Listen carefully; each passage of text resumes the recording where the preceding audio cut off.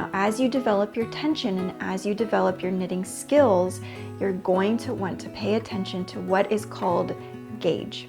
On every knitting pattern that you study, that you look at, there's going to be a suggested gauge, especially for garments or hats or socks, things that you're going to put on your body and you want them to fit a certain way. You must pay attention to what is the gauge. So gauge is typically a 10 centimeter by 10 centimeter or 4 inch by 4 inch square of the fabric that you have knit up.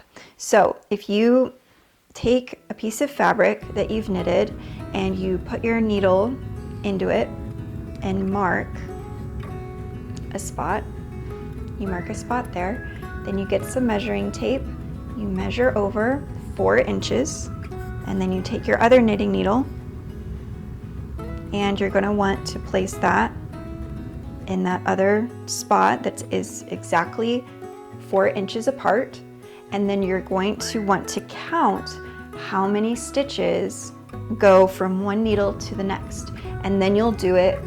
That's your stitch gauge, and then you'll do row gauge, where you can stick a needle up on one side, measure 4 inches or 10 centimeters, and then count your row gauge. This is something that takes time to develop. I didn't spend a lot of time paying attention to gauge when I first started knitting, just to be honest with you. It was just felt a little overwhelming, and like, how am I going to know my gauge unless I just start knitting? And so that's what I did. And that's what I suggest you do. I suggest you just start knitting, and as you go, you'll start to learn about yourself. Am I a loose knitter? Am I a tight knitter? Am I holding my yarn really tightly, or am I just kind of flying through the stitches? And how does your work start to develop and bloom as you are working on it?